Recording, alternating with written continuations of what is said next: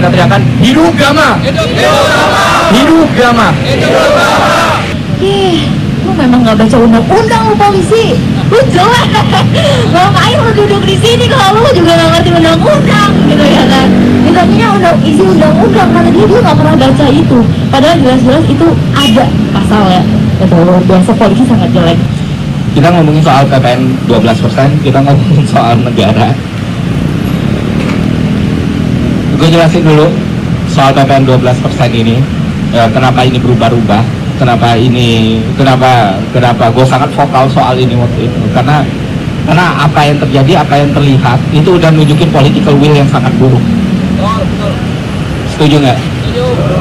Gimana kita bisa diminta nerima beban yang bertambah, pendapatan tidak naik, tapi kita melihat dan mungkin dilihat di sepanjang jalan pejabat-pejabat dengan pajak yang kita bayar, naik mobil-mobil mewah, naik Range Rover, naik Lexus, naik Alphard, tidak bayar pajaknya kita yang bayarin, dan ketika APBN kita struggle, ketika kita tremor, kita yang nanggung semuanya.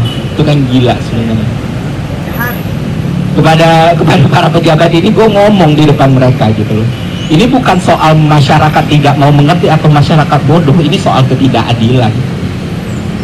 Bagaimana mungkin ketika kami tahu dari bangun tidur kamu sampai tidur lagi semua hidupmu dijamin sama negara, listrikmu dijamin sama negara, supirmu dijamin sama negara, perlindunganmu dijamin sama negara, keamananmu dilindungi sama aparat, sementara kami tidak tahu besok masih bisa makan atau tidak, masih bisa hidup atau tidak, masih bisa bekerja atau tidak, masih bisa beraktivitas atau tidak.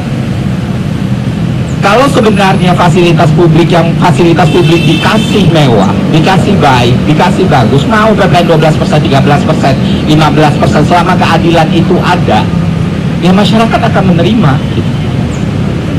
Selama kita dijamin pendapatannya tinggi, kita dijamin kualitas hidupnya, kita dijamin masalah kesehatan, kita dijamin masalah pendidikan, UKT gak harus mahal, BPJS gak harus ngantri berhari-hari, ya kita akan merasa keadilan itu ada. Ini faktor keadilan itu tadi yang menjadi esensi dasar dari pajak itu sendiri.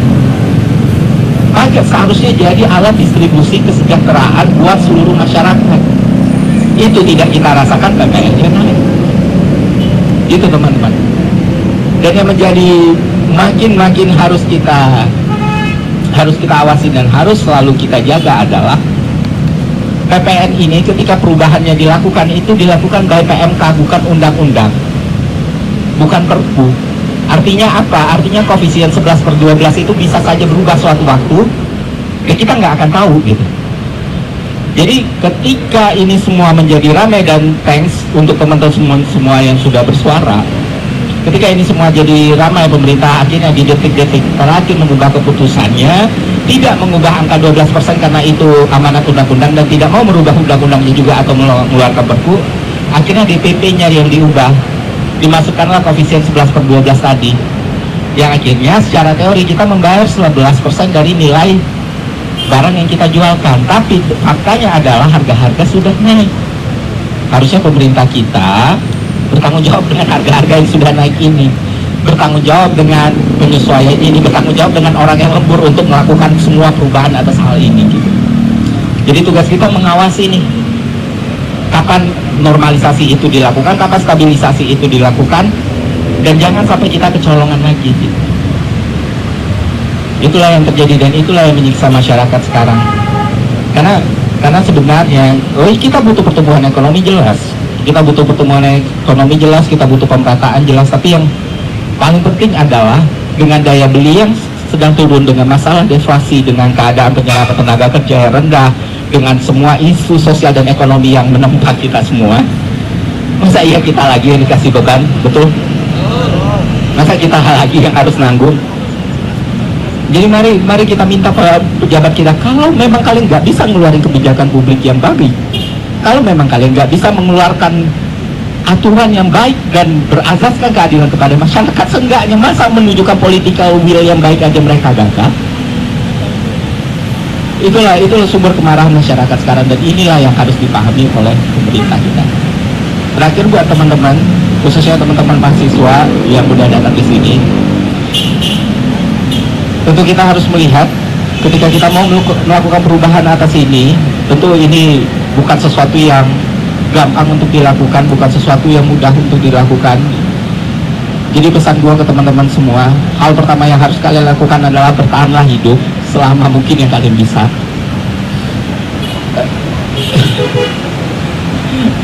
Tugas pertama, bertahanlah hidup selama mungkin yang kalian bisa, karena kehidupan itu punya nilai yang sangat-sangat penting dan berarti gitu. Karena kehidupan kita pasti terkait dengan kehidupan orang lain. Jadi kepada kawan-kawan, terima kasih atas kesempatannya. Selamat sore.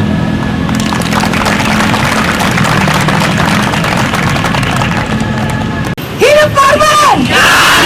Jangan diam! Hidup korban! Jangan diam! Hidup korban! Jangan diam! Terima kasih teman-teman.